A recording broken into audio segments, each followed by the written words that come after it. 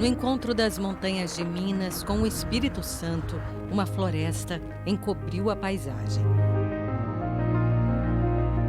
O mar de Minas é verde e tem nome de oceano. É Mata Atlântica replantada pelo Instituto Terra.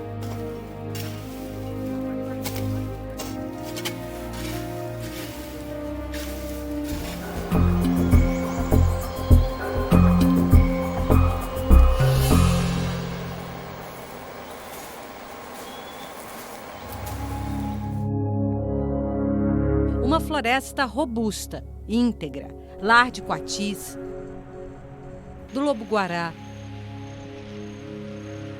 do tamanduá-mirim e de um sem fim de pássaros colorindo a paisagem.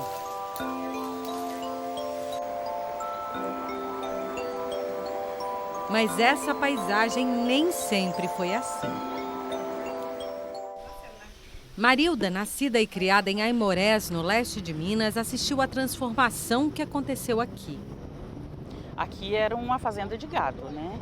Isso aqui era pasto, tudo degradado, nada dessas árvores tinha aqui, infelizmente, né? Nada, nada, nada. E depois teve essa transformação. Numa região degradada do Vale do Rio Doce, em uma antiga fazenda, nasceu o Instituto Terra, ideia do casal Lélia Vanik e Sebastião Salgado. Quando nós chegamos, foi uma tristeza tão grande de ver aquela terra totalmente degradada, de ver aquele curso de água que já era pouco, porque a floresta tinha acabado, tinha diminuído a água, e ele completamente morto por aquele assoreamento brutal. E a Lélia, que teve uma ideia, falou, olha, nós não vamos fazer projeto agrícola aqui, coisíssima nenhuma, nós vamos plantar a floresta que estava aqui antes. Em 24 anos de história, uma área de 700 hectares foi toda reflorestada. Mais de 2 milhões de mudas transformaram pasto em mata exuberante. O clima mudou, né? Aimorés é uma cidade muito quente, mas hoje a gente já consegue sentir frio em Aimorés, né? Eu moro em Aimorés, na cidade, tem 26 anos que eu moro aqui. Né? E então eu vi a transformação. A gente tem 3 valores. O diretor de cinema, Juliano Salgado, é vice-presidente do Instituto. Filho dos fundadores, ele frequentou a fazenda Bulcão desde pequeno. Viu a terra degradada tornar-se fértil. No Instituto Terra, a gente tem 3 valores que estruturam nosso pensamento, a forma como a gente monta nossos programas. Toda essa ciência, essa técnica do reflorestamento, ela nasceu na época da democratização do Brasil. Na época que o Brasil não era democrático, as pessoas não precisavam respeitar a lei, as reservas legais, ninguém replantava floresta. Então essa ciência, esse ímpeto para recuperação ambiental, ele nasce no Brasil junto com a democracia. Então, o Instituto Terra, ele é da democracia, a gente acredita muito fortemente na democracia e, obviamente, na ecologia, né? A gente entende que hoje não chove mais, a gente tem técnicas, tem programas para inverter, né, essa catástrofe climática que a gente está vivendo aqui no Vale do Rio Doce, chove a metade do que chovia 10 anos atrás. Então, o Instituto Terra, ele vai pela ciência, pela democracia e pela ecologia. São os 3 valores que norteiam nossa ação.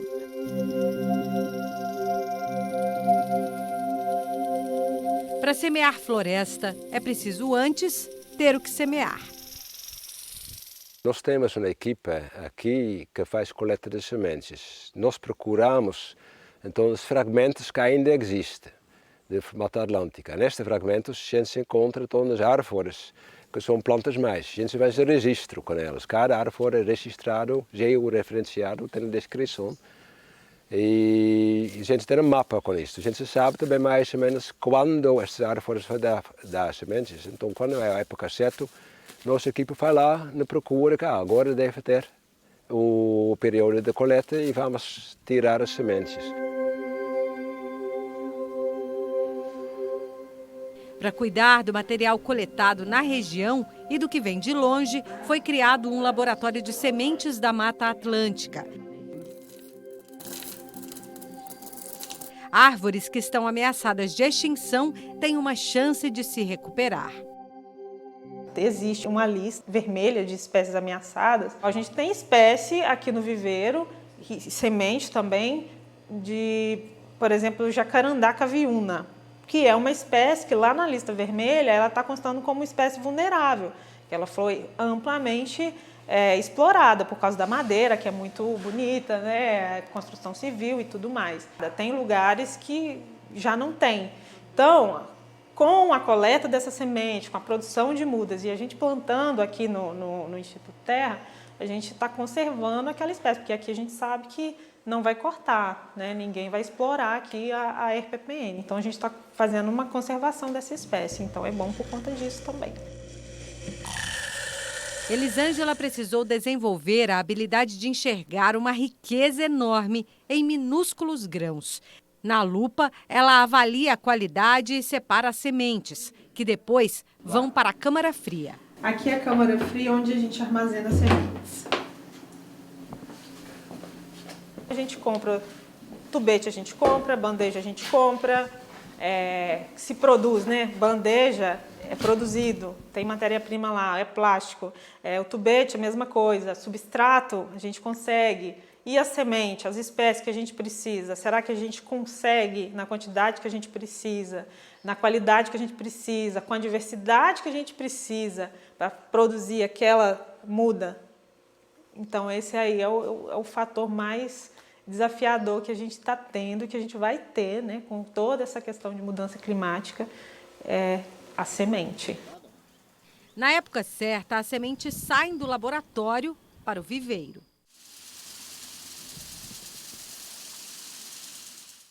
Na casa de sombra, no solo preparado no tubete, um fragmento de planta vence a resistência.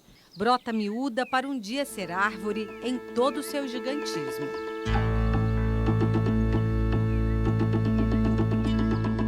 Depois de 30 dias, as mudas vêm para o setor de crescimento, onde recebem doses generosas de sol, luz e adubo. Por fim, vão para a área de rustificação, com mais luz, menos água e menos cuidados. Vão ter que amadurecer à força para dar origem a uma nova floresta.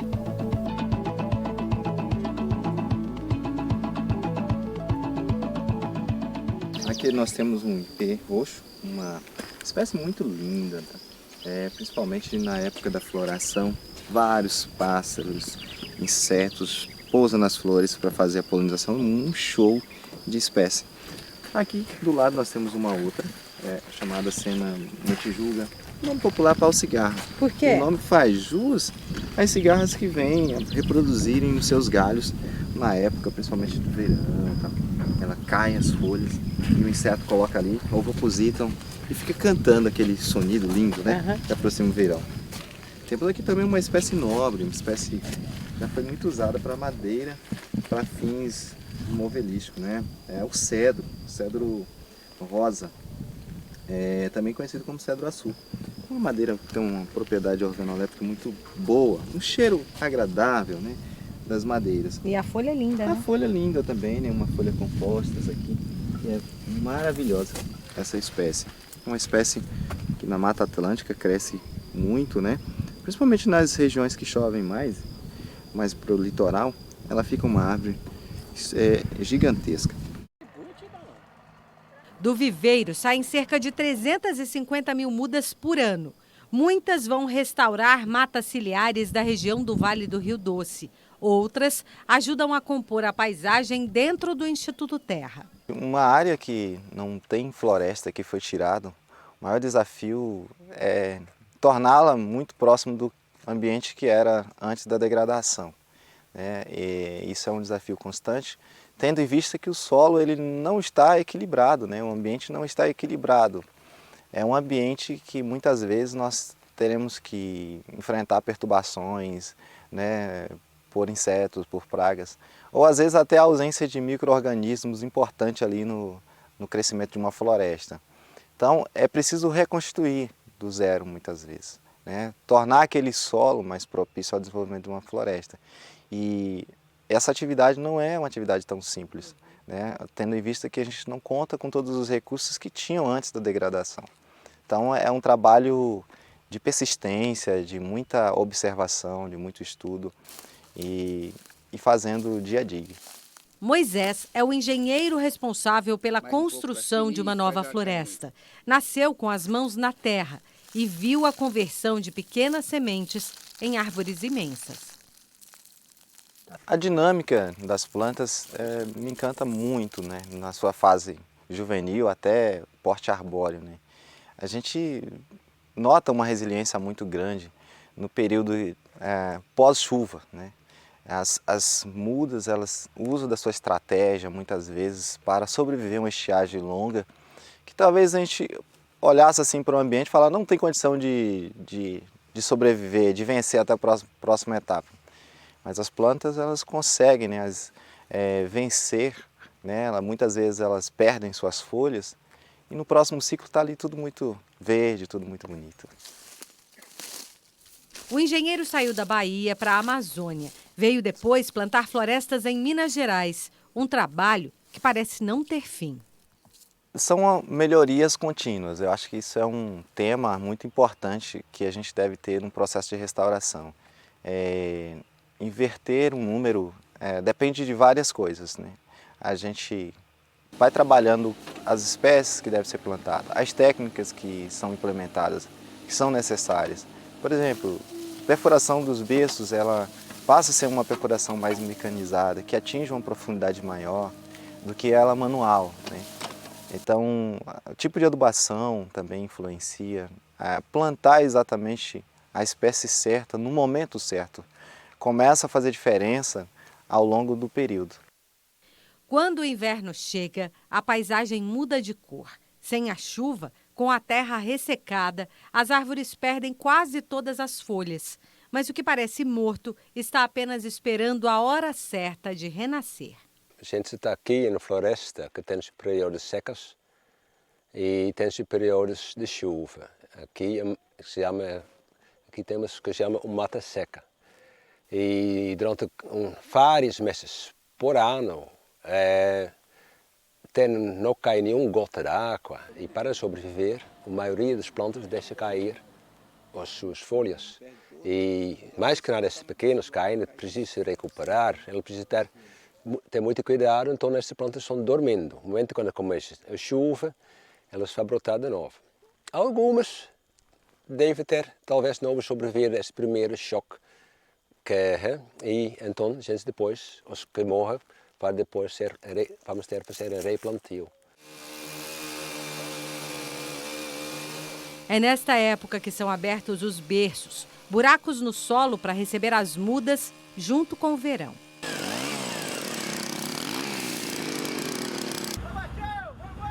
Uma grande equipe sai cedinho. No sobe e desce das montanhas, essa gente trabalhadora sabe que é a natureza que governa o serviço.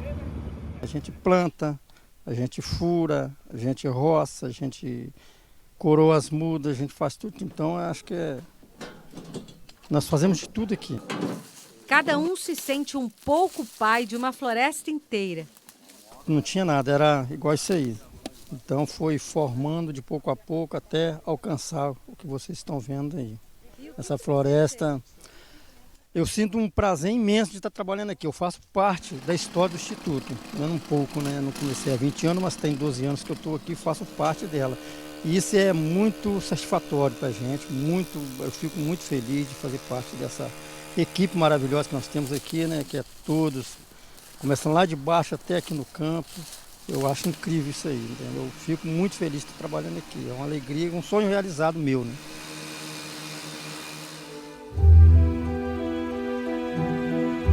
Nasce aqui o sonho de ver a semente se tornar broto, muda e árvore. O sonho de ver a árvore reciclar a vida. Para que serve uma árvore? Nossa, não dá para, não é tão simples. Não é só aquela parte aérea, tem toda aquela parte da raiz que a gente não consegue enxergar, Então ali tem na questão de infiltração de água no solo pelas raízes, tem uma questão de fixação de nitrogênio no solo, tem a questão da sombra também que ela oferece. Então, assim, ela oferece alimento para a fauna, ela oferece sombra, ela produz, né, oxigênio e também a questão da infiltração da água no solo. Então, assim, é muito complexo, não é só uma coisa que ela é importante por vários fatores. A nossa cidade, ela é muito, a gente está no vale, assim, bem no médio do Vale do Rio Doce, né? Então, a gente está numa área que ela está até quase que um processo de desertificação.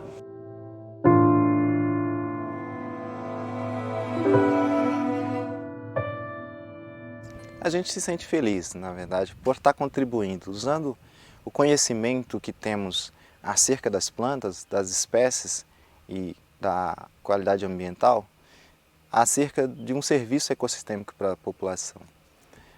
Às vezes, quando o ser humano ele destrói uma árvore, corta uma árvore, dói isso, né?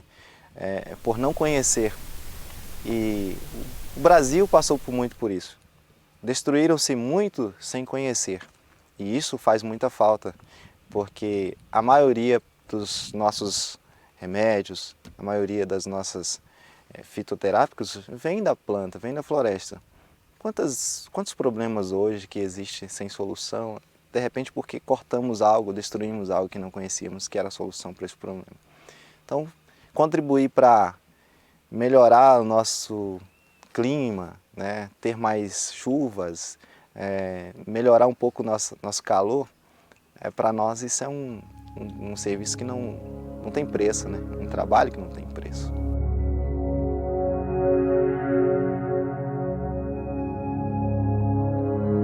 Olha, é possível plantar água. Quando a gente planta um bosque em volta de uma nascente, a gente vai, em alguns meses, às vezes em 3 anos, recuperar a vazão da água.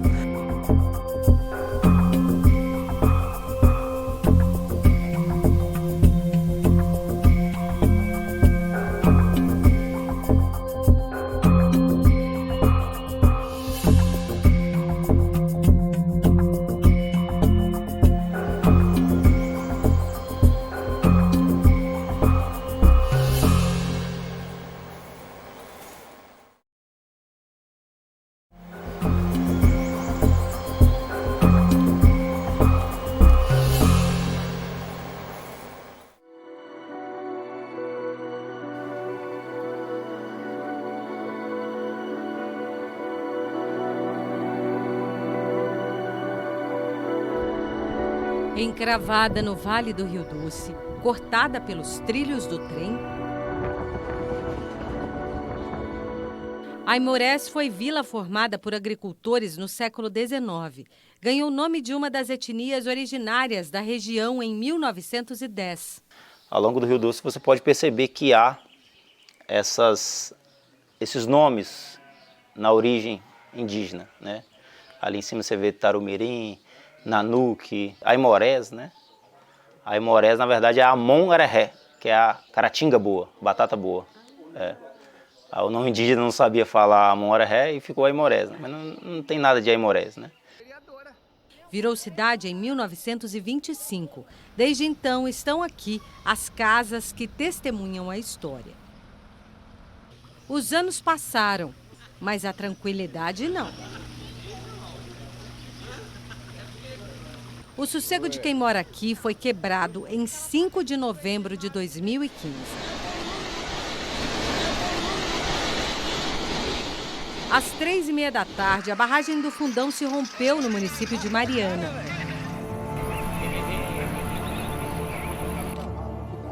Obra da Samarco Mineração, empresa controlada por Vale e BHP Billington, explorava minérios na bacia do rio Gualacho do Norte, afluente do Rio do Carmo, que é afluente do Rio Doce. Segundo o Ministério Público Federal, o colapso da estrutura da barragem liberou de uma só vez cerca de 40 milhões de metros cúbicos de rejeitos de minério de ferro e sílica. Outros 16 milhões de metros cúbicos continuaram escoando lentamente. O material formou uma grande onda de rejeitos que alcançou o Rio Doce, deslocando-se pelo seu leito até desaguar no mar, no município de Linhares, no Espírito Santo. O crime ambiental atingiu 41 cidades, matou 19 pessoas e deixou um rastro de lama e destruição até o Oceano Atlântico. Em Aimorés, pescadores como Marinei se viram expulsos do Rio Doce, apartados da própria história. Hoje acabou, né, a área de lazer que a gente tinha, onde a gente podia levar nossos filhos para onde a gente divertia. Hoje nós não podemos fazer mais isso, porque hoje acabou. Ficaram só as lembranças de um Rio Doce que não volta mais. Há tempos, o clima também não é mais o mesmo. O clima que a gente tem agora aqui é 60% mais do clima que foi original. A gente tem aqui um efeito de desertificação. Os sinais estão na terra que escorre das montanhas aos torrões. Quando a gente veio para cá, há 24 anos atrás, essa região era considerada tropical, né? Mas a gente começou a medir o regime de chuva aqui, a pluviometria, e rapidamente a gente viu que, na verdade, a gente estava num lugar que era considerado semiárido. De 10 anos para cá, a chuva diminuiu uma quantidade tão grande que tem deserto começando a 150 quilômetros daqui. A gente poderia comparar com outra região do mundo, que é o Sahel, na África, basicamente uma zona de transição do Saara com terras férteis. O Saara vem avançando, o Sahel vem ganhando em cima de zonas férteis, e isso está acontecendo no Brasil. Para cuidar da terra degradada, a solução foi recuperar a vegetação que um dia protegeu esse solo. Sem a cobertura da mata original, a terra nua não absorvia mais umidade. Sem água, a vida corria risco de extinção. Olha, é possível plantar água. Quando a gente planta um bosque em volta de uma nascente, a gente vai, em alguns meses, às vezes em 3 anos, recuperar a vazão da água. É um efeito muito simples, na verdade, né? Chove, a água penetra dentro do solo através das raízes, as raízes fazem com que a água continue aflorando, né? Esse lençol freático que está muito profundamente escondido, né, debaixo da terra, ele aflora e ele vem regenerar, né, nascentes. Deu certo com as nascentes dentro do Instituto, mas a vizinhança via o solo padecer. No município de Pocrane, também no leste mineiro, as terras da Dona Aspásia eram uma secura só. Então ele ficou com uma parte que estava produzindo, a outra ele foi acabando e plantando capim. Água naquela época tinha água naquela época, há 35 anos atrás tinha água, não tanto igual agora, assim, porque agora nós estamos cuidando mais, né? Mas depois a água sumiu? Depois a água sumiu. Do outro lado da cerca, seu Genuíno também amargava a seca e a morte das nascentes. Secaram quase todas. Foi uma seca brava que passou e deu para dar uma escassez bem boa. Hoje a água corre solta, encharcando a terra.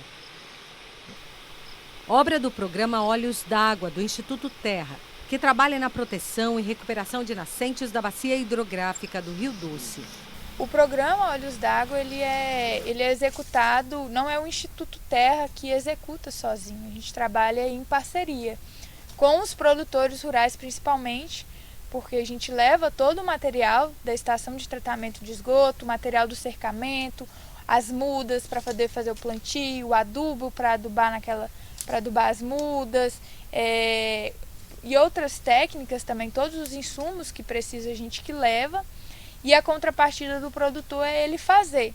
Então essa parceria para a gente é muito importante, ele está fazendo junto com a gente, né? E assim o projeto torna-se viável para a gente poder executar. Desde 2010, o projeto recompôs matas nativas de áreas de proteção permanente em mais de 1.000 propriedades rurais do interior de Minas Gerais e do Espírito Santo. 2.000 nascentes foram recuperadas em parceria com quem planta árvore para colher água. Plantar árvore dá água, dá dinheiro, dá solo. As árvores, né, basta a gente ver como que é um solo debaixo de uma árvore que a gente já vai aprender com elas, né? O solo ali tem nutriente, tem matéria orgânica, ela devolvendo, né, o que ela usa, ela devolve para o solo para reutilizar novamente, né? Então, e as árvores também, elas devolvem a água para a terra através das suas raízes. Ela ajuda com que a água que chove, que cai ali naquele local, que ela não bata no solo e escorra, ela seja absorvida, ela melhorando as características daquele solo, com raízes e tudo, né? Ela vai fazer com que aquela água entre dentro do solo e, igual aqui, por exemplo, ela apareça naquela nascente, logo ali embaixo. Então essas árvores aqui são a esponja dessa nascente. Elas pegam a água para devolver depois logo ali embaixo, logo ali na frente, né? Em Pocrane, muitos produtores rurais já foram beneficiados, entre eles Dona Aspásia. Ela tem 22 alqueires que estavam condenados. As mudas plantadas 6 anos atrás foram sementes de esperança. Hoje, são mata ciliar. As águas, minha filha, voltaram a encher. Tem represas, sabe, que já encheu. Tem igual esse buraco que eles fizeram ali, ó. Não tinha... Ali apareceu água do nada, está brotando água para todo lado. Transformou a situação. Transformou a situação. Transformou, nós estamos muito satisfeitos, muito satisfeitos. Enquanto as árvores cresciam, seu Genuíno descobriu que podia aproveitar a sombra. Foi apresentado o ALSAF, Sistema Agroflorestal. Nós plantamos feijão, né? Aí depois a gente plantou abóbora, plantou outras coisas, aí a árvore foi crescendo. Viu também o reflexo da água na criação de gado. Tinha menos de 70 cabeças antes do projeto Olhos d'Água. Agora, 90 bois e vacas pastam pela propriedade. Quanto mais água você tiver, por exemplo, armazenada no lençol freático, mais a braquiária, por exemplo, ela vai dar um volume mais excesso de verde, né? Vai ser bem melhor. Para preservar o verde, também é preciso manter a água limpa. No programa, além da nascente, a gente se preocupa com a questão da água em geral. E uma das questões muito importantes da gente se preocupar, principalmente no meio rural, é o saneamento, o tratamento do esgoto, que geralmente não tem, infelizmente, né, no meio rural. E hoje no programa a gente também leva estações de tratamento de esgoto, que vai tratar todo o esgoto daquela residência, que daí não vai mais nenhum resíduo, né, nenhum resíduo mais para a água que está sendo produzida naquela propriedade. Jaqueline fala com conhecimento de causa. Filha de produtores rurais, cresceu numa fazenda no interior do Espírito Santo até ser selecionada para estudar no Núcleo de Restauração Ecossistêmica do Instituto Terra. Cada nascente que rebrota é também uma conquista dela. As nascentes, elas são o que dá vida a essa propriedade, né? Uma propriedade sem água, ela não tem como ter fonte de renda e não tem como nem ter seres sobreviventes lá, nem animais, nem seres humanos, né? Então a gente depende da água para viver, a gente depende da água para produzir. E uma nascente, ela é tudo ali na propriedade, né? Ela é a riqueza daquela propriedade. Então é muito importante a preservação dessas nascentes para melhorar a qualidade de vida das pessoas que estão ali naquela propriedade, né? E também melhorar os recursos naturais da própria natureza mesmo, né? Nos próximos 5 anos, o programa espera recuperar outras 5.000 nascentes da região. O agricultor, o pequeno agricultor, o médio, até o grande, eu acho que podem ser os grandes aliados da transformação ecológica que a gente está precisando aqui. E é com eles que nós vamos transformar o Vale do Rio Doce. É com eles que nós vamos inverter os efeitos do aquecimento global aqui e trazer a chuva de volta. Para colher água, não basta qualquer árvore. A Mata Atlântica ela tem, de fato, muitas espécies por hectare, né? E tem umas particularidades para cada região, e isso é muito importante. Durante um plantio, é importante a gente fazer um estudo fitossociológico da área, ver o que ocorre naquele ambiente, o que ocorreu,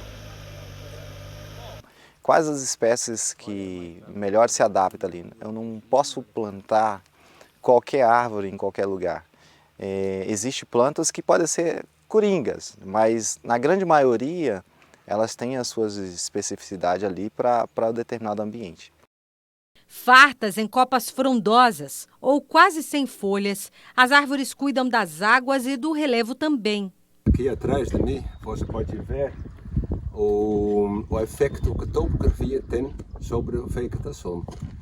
Aqui em cima, a parte mais em cima, é o topo do morro, onde tem uma declinação bem menor. E na parte mais por baixo, você vê o encosta, onde tem declinação bem mais acentuada. E na parte lá de cima, não tem tanto erosão, e aí se permite de ter uma camada de solo bem mais grosso. Então, quando cai a chuva, aqui tem um volume de terra que permite uma absorção da água bem maior e permite então uma vegetação bem mais variada e bem mais verde durante o tempo de seca que na encosta aqui. Na encosta, a erosão vai parte de solo lá em cima e aí então você vai ter uma camada de terra bem reduzida em cima de pedras. É o jeito de proteger a montanha contra a erosão. Peter explica que esse processo se chama recarga hídrica. A chuva entra no solo, mas não segue diretamente para os rios.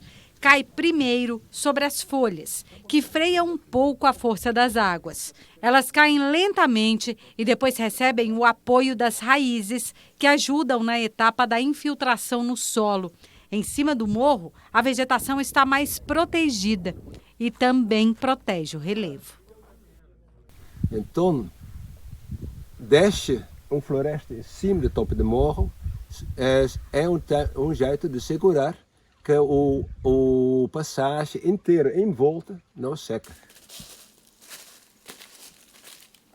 Peter veio da Holanda na tentativa de entender a grandiosidade da vida das florestas tropicais. Viveu anos com indígenas da Amazônia, agora semeia Mata Atlântica no terreno que virou sua casa. Com certeza, esta aqui sim, as florestas no Brasil, sim, são, eu gosto, é uma parte do meu lugar.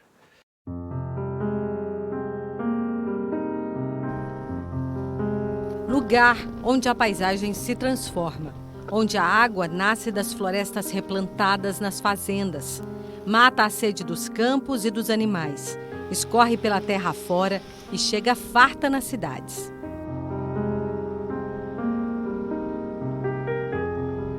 Sem água não tem vida, né? E se as pessoas conscientizassem, todas as pessoas que têm um pedacinho de terra conscientizassem, fariam o mesmo que eu fiz, entendeu? Cuidar das nascentes, né? A gente tem filho, eu tenho neto, né? Daqui a um tempo vem bisneto, vem tudo. O que será desse pessoal daqui a um tempo, se a gente não fizer nada?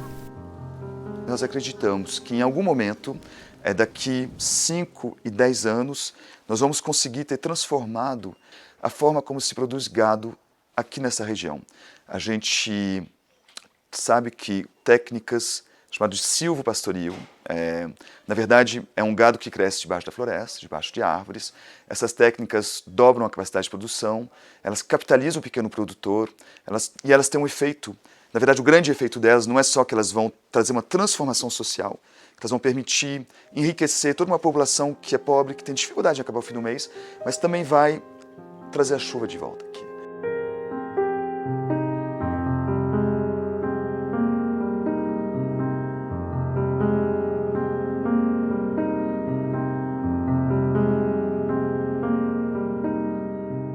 Quando nós temos floresta, a gente está colocando água na atmosfera, né, através da evapotranspiração. Quando a gente coloca água na floresta, a gente está dando garantia que nós vamos ter água para a dessalinização humana e produção de alimentos.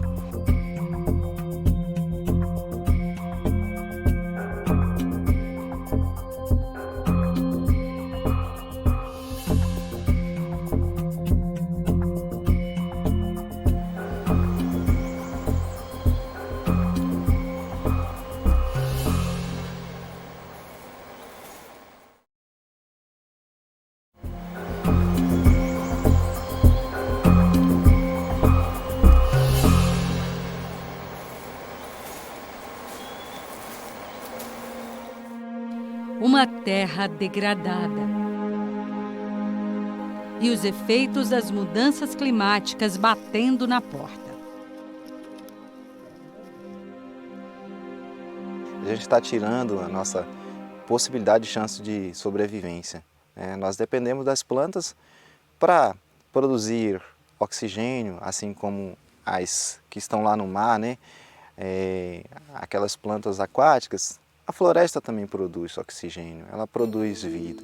Além disso, quem não tem um utensílio dentro da sua casa que não é fruto da madeira? Seja ela óleo, seja ela tronco, a gente depende de tudo.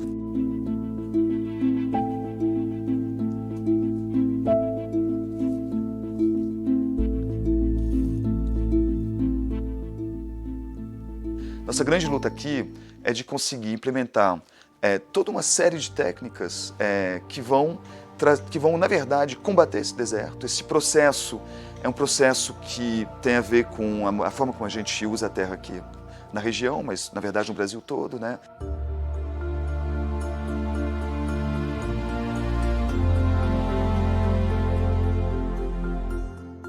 É até difícil imaginar que um dia isso tudo foi pastagem.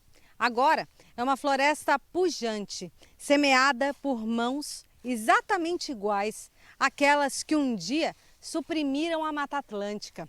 Só no ano passado foram plantadas aqui mais de 160 mil mudas.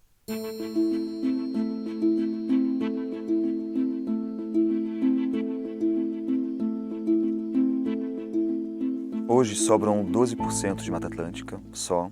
A gente não sabe disso, mas a Mata Atlântica é o bioma no Brasil esse ano que mais sofreu ataques, queimadas, derrubadas.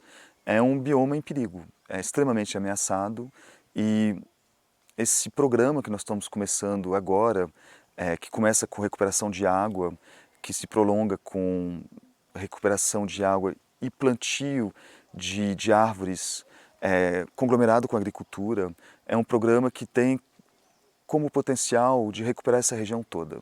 E eu digo assim, mais além, que a gente aqui acredita que em algum momento, 5 anos, 6 anos talvez, a gente vai ter uma cobertura vegetal que vai estar tão extensa que nós vamos ser capazes de criar um microclima numa região extremamente vasta e inverter os efeitos do aquecimento global. O Instituto fincou raízes no solo da preservação. Quando você planta água, aumenta a vazão de água de todos os córregos, dos rios. O benefício é de todos, o benefício é para o planeta.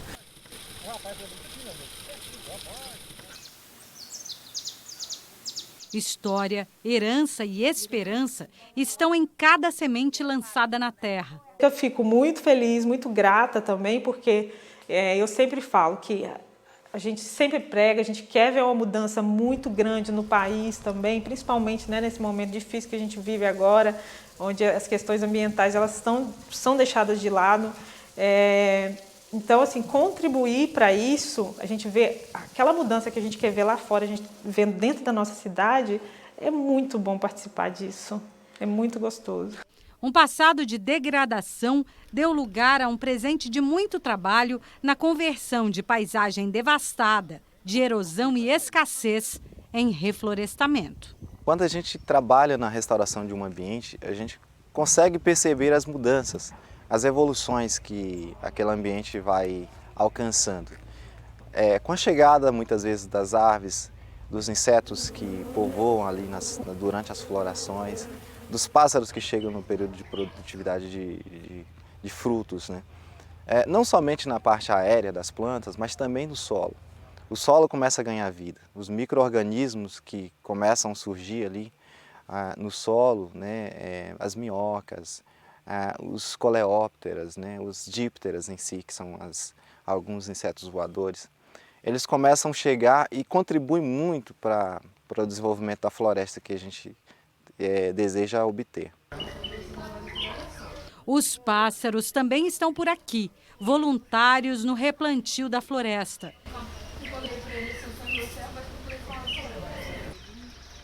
O beija-flor multicolorido, o anu preto nas árvores mais altas. Até o urutau, tão raro de se ver camuflado entre os galhos, apareceu. Em algumas coisas a gente é melhor. Quem aprendeu a reflorestar agora ensina. Foi criado o Núcleo de Estudos em Restauração Ecossistêmica. Uma escola no coração do Instituto Terra forma jovens ambientalistas. Eu acho que eu devia melhorar nisso, fazer isso, melhorar... São os estudantes que vêm para a formação no Instituto Terra, são em sua maioria filhos de pequenos produtores rurais, agricultura familiar, que têm a formação técnica na área ambiental e vêm para o Instituto em busca dessa nossa formação diferenciada, que é focada na parte prática. Com isso, eles complementam esse conhecimento, levam muito do que aprenderam aqui para suas comunidades de origem e também vão contribuir com o mercado de trabalho. Andressa tem sua história entrelaçada com a do Instituto. Ela foi estagiária, hoje é gerente de educação. Assume a função de transformar gente que transforma o ambiente. Trabalhar no Instituto Terra é uma caixinha de surpresas e emoções todos os dias, porque a gente tem a oportunidade de chegar contemplando as transformações da natureza. E, ao mesmo tempo, trabalhar com educação também é testemunhar a transformação das pessoas.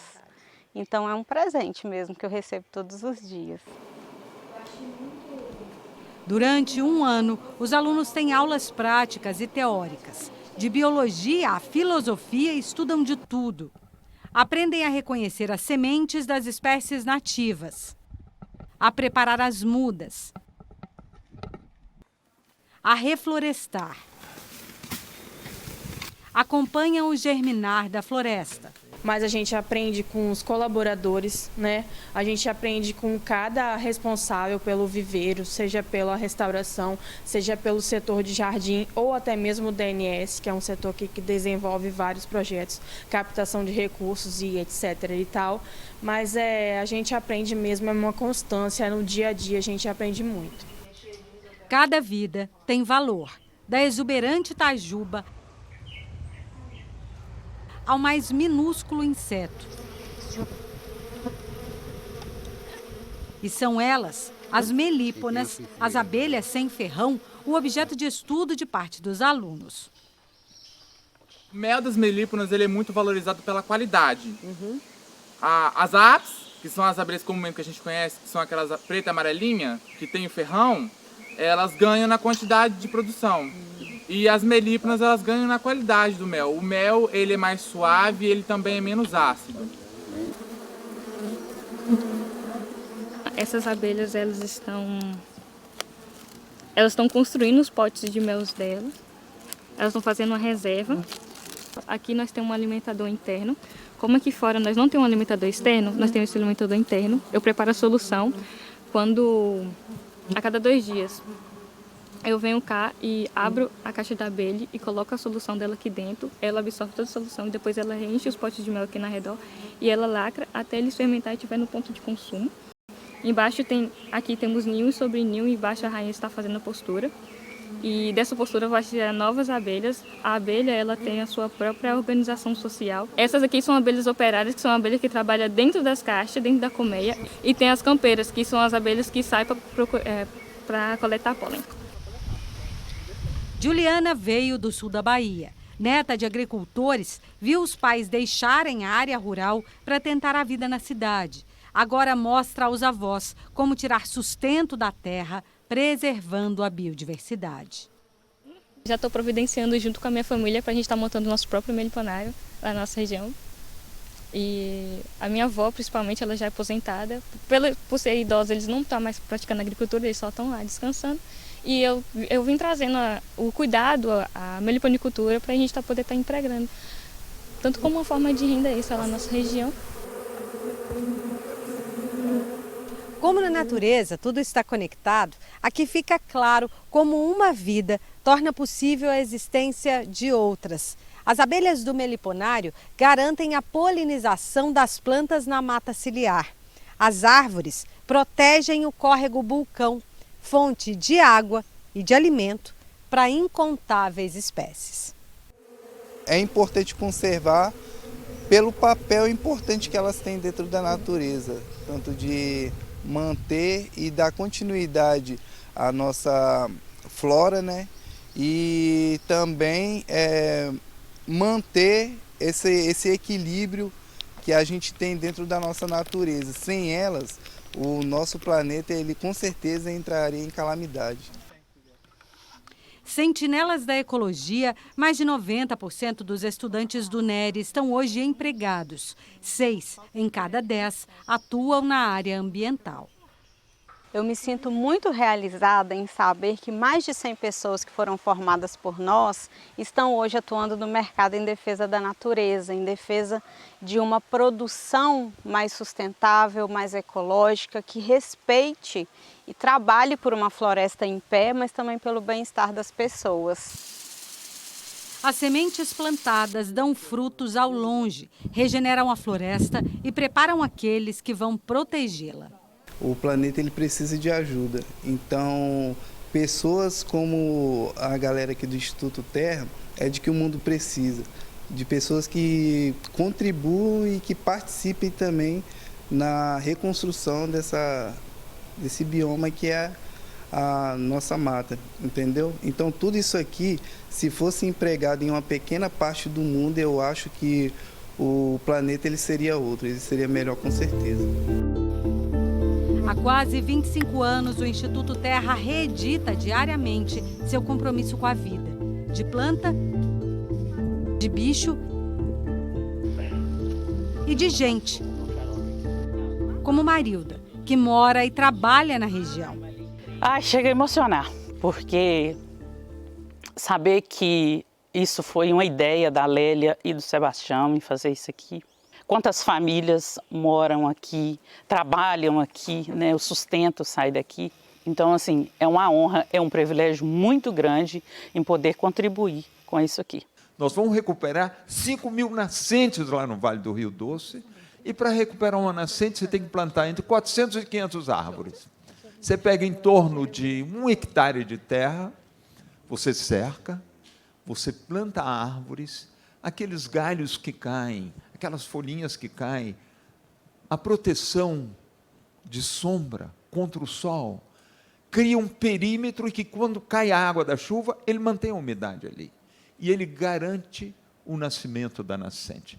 Quando a gente cerca, nós já temos uma experiência, nós já plantamos em torno de 2.000 a 3.000 nascentes lá, você cerca o perímetro, você planta as árvores ainda pequenininhas, no segundo ano você já tem água. A nascente volta a existir. Olha, é como a cabeça da maioria das pessoas aqui dentro. Olha, vocês que têm cabelo, quando vocês tomam banho, se vocês não secarem o cabelo de vocês com um secador, a cabeça de vocês fica molhada durante 2, 3 horas. Eu e os poucos carecas que tem aqui, a gente toma um banho, 1 minuto depois nossa cabeça está seca. Assim é a terra. As árvores são o cabelo da terra. Eu falo que o dia que eu parti dessa vida, uma coisa bacana eu deixei, que foi a história no Instituto Terra. Há quase 25 anos, a instituição reinventa seu relacionamento com a Mata Atlântica das Minas Gerais. Quando nós temos floresta, a gente está colocando água na atmosfera, né, através da evapotranspiração.